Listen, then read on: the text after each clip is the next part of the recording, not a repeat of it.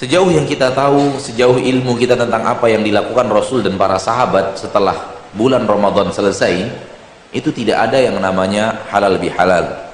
Maka yang kita ketahui seperti itu, hendaklah kita mengikuti Nabi kita Muhammad sallallahu alaihi wasallam dan tidak membuat acara dalam agama ini yang tidak dibuat oleh Nabi kita Muhammad sallallahu alaihi wasallam.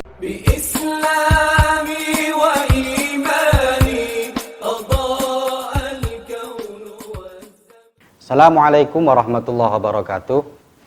Lagi-lagi ini ada seorang ustadz menurut saya yang tidak menghargai kepada perjuangan guru-guru kita, yaitu dengan mengadakan halal bihalal, di mana halal bihalal ini dianggap sesuatu yang dilarang oleh agama. Dia mengatakan sejauh yang dia ketahui tentang Rasulullah SAW tidak ada yang namanya halal bihalal, dan jangan mengadakan acara-acara yang di situ dilarang oleh agama yang tidak dilakukan oleh Rasulullah. Artinya dianggap halal bihalal ini adalah sesuatu hal yang bid'ah dolalah atau bid'ah yang sesat.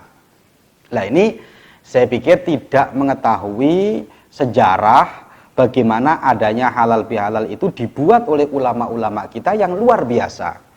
Dan tidak ada satupun dari acara halal bihalal ini yang melanggar syariat agama Islam.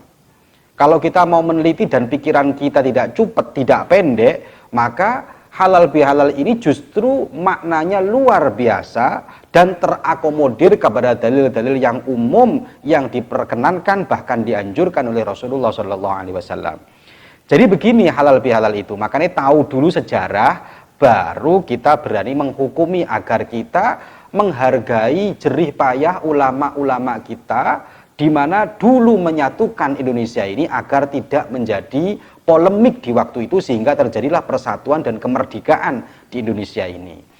Jadi 3 tahun setelah kemerdekaan Republik Indonesia, jadi Indonesia merdeka tahun 45, kemudian 3 tahun setelah itu 48, tokoh-tokoh waktu itu bersitegang, ada sedikit masalah, sehingga Bung Karno waktu itu presiden pertama kita meminta pendapat ulama-ulama ingin mengadakan acara yang luar biasa yang menarik semua tokoh-tokoh untuk hadir. Ada yang mengusulkan ini, ada yang mengusulkan ini, ada yang mengusulkan silaturahim. Tapi Bung Karno tidak mau menerima karena silaturahim sudah biasa, kurang menarik. Sehingga ada ulama cerdas, Nahdlatul Ulama, dari kalangan Nahdlatul Ulama yaitu Kiai Haji Wahab Hasbullah dipanggil, kemudian beliau memberikan usulan luar biasa yaitu mengadakan halal bihalal untuk menyatukan tokoh-tokoh itu. Karena memang waktu itu pergerakan PKI luar biasa sekali, pemberontakan di Madiun luar biasa sekali juga, sehingga butuh sekali menyatukan tokoh-tokoh ini agar tidak bercerai-berai, sehingga kekuatan persatuan Indonesia semakin kuat, tidak akan mampu dicerai-beraikan lagi. Nah, ini malah ada yang mengatakan halal bihalal sudah tidak bagus lagi, kan tidak menghargai perjuangan ulama-ulama kita. Nah, kemudian saya kembalikan lagi, kemudian halal bihalal diadakan di waktu itu. Yang memberikan usulan pertama kali hebat luar biasa Kiai Wahab Hasbullah. Halal bihalal itu kalau dipanjangkan itu artinya adalah thalabul halal bi thariqil halal, yaitu meminta halal dengan cara yang halal. Kenapa harus ada halal bihalal? Kita tahu kan, kita sudah puasa 30 hari. Orang yang puasa 30 hari, dia pahalanya akan diampuni oleh Allah Subhanahu wa ta'ala. Lah, seakan-akan orang akan kembali suci lagi. Aid itu kan dari bahasa aud, ada yaudu audan, kembali suci lagi, dosanya diampuni oleh Allah. Ghufran, diampuni oleh Allah. Lah, dosa itu kan ada 2, ada yang hakullah. Kalau memang hakullah dengan puasa Ramadan selesai, ya. Tapi ketika hakul adami kan harus thalabul halal, harus meminta halal.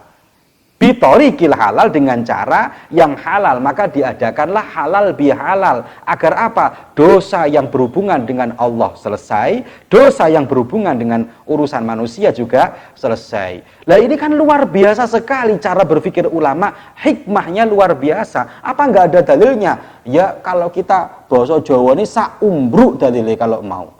Kita lihat dalam Sahih Bukhari. Dikatakan di sana, mangkanat lahu madlamatun li akhihi, barang siapa orang yang mempunyai kesalahan kepada saudaranya, min irdihi, karena merusak kehormatannya, au syai'in, atau urusan harta, fal yatahallalhu minhu, maka hendaklah dia minta halal. Halal bihalal. Dari sini saja sebenarnya sudah cukup. Apalagi kalau dalam halal bihalal di situ ada pengajiannya. Tambah utama lagi, ada namanya thalabul ilminya. Apalagi di situ ada silaturahim, menyambung tali persaudaraan. Kita tahu hadisnya jelas dalam Sahih Bukhari, man ahabba ayyubsatalahu fi akhihi fi rizkihi, barang siapa yang ingin dilancarkan rizkinya, wa yunsa'alahu fi asarihi, dan dia pengen umurnya dipanjangkan, falyasil rahimahu, maka hendaklah dia silaturahim. Kita lihat dari acara itu saja, hikmahnya sungguh sudah luar biasa. Ada minta halalnya, ada silaturahimnya, ada thalabul ilminya kalau di situ dikemas dengan pengajian. Dan ini cara berpikirnya ulama kita ini mentradisikan ini sungguh luar biasa sekali. Jadi sekali acara dia mendapatkan banyak pahala. Kemudian ditanyakan lagi, kalau memang halal bihalal ini ada, kenapa dibuat acara-acara khusus? Kenapa kok ada tata cara yang tidak diajarkan oleh Rasulullah Shallallahu Alaihi Wasallam? Lah ini nggak ngerti lagi berarti orangnya. Jadi kalau kita melihat perintah dalam Al-Quran, kita lihat dalam perintah dalam Al-Quran, kita tahu Al-Quran itu perintahnya ada yang memang dogmatif, teknisnya sudah jelas. Sholat 4 rakaat duhur, jelas. Tidak bisa kita membuat kreasi dalam sholat, karena memang teknisnya sudah jelas. Perintah yang dengan teknis yang jelas, maka kita tidak bisa membuat kreasi di sana. Tetapi perintahnya Allah, perintahnya Rasulullah yang di situ mutlak, tidak ada teknis yang jelas, maka silahkan kita melakukan sesuai dengan cara kita. Contoh, orang bersedekah, silahkan teknisnya mau bagaimana, monggo. Contoh, ada orang ingin bersolawat, silahkan dia mau mengadakan maulid, silahkan. Sama dengan halal bihalal. Kanjeng Nabi memerintahkan kita untuk meminta maaf, meminta halal kepada orang yang kita sakiti. Apakah dijelaskan teknisnya harus seperti ini, harus seperti ini? Tidak ada. Karena tidak ada teknisnya, maka budaya di situ boleh untuk masuk dengan cara yang lebih baik. Sehingga diajarkan halal bihalal. Maka masuk sekali dalam hadis yang disampaikan dalam Sahih Bukhari tadi, fal yatahallalhu. Jadi ulama-ulama kita ini bukan ulama-ulama yang sembarangan, bukan ulama-ulama yang mengadakan acara yang seakan-akan melanggar tatanan syariat. Tidak sama sekali. Bahkan ulama-ulama kita melakukan sebuah acara, mentradisikan segala sesuatu, itu dalilnya jelas. Hanya saja kadang-kadang kita cara bahasa orang Madura tak nogeh, ndak ngerti, ndak nyampe cara berpikir kita. Ulama-ulama kita hafal ribuan hadis, kita hafal berapa hadis, sudah gampang menyalahkan orang. Maka saya simpulkan di akhir ini bahwa acara halal bihalal itu bukan acara yang dianggap bid'ah, yang tidak diajarkan Kanjeng Nabi, tetapi acara halal bihalal adalah sesuatu ajaran yang luar biasa, tradisi yang luar biasa, yang perlu dilestarikan dan masuk dalam dalil-dalil umum. Dan di situ halal bihalal bahkan mencakup berbagai keutamaan-keutamaan yang perlu dilestarikan. Kita kuatkan amaliyah kita, terutama amaliyah Nahdlatul Ulama. Saya sekali lagi tidak menyerang mereka, juga tidak ingin menjatuhkan siapapun, tetapi sekali lagi saya memperkuat amaliyah kita. Sekali amaliyah kita diganggu, maka kita sampaikan bagaimana dalil yang benar.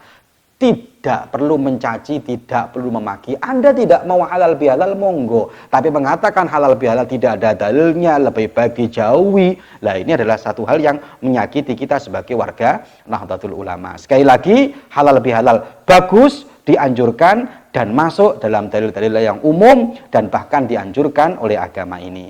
Saya pikir itu sekilas tentang halal bihalal. Semoga barokah, semoga manfaat. Assalamualaikum warahmatullahi wabarakatuh.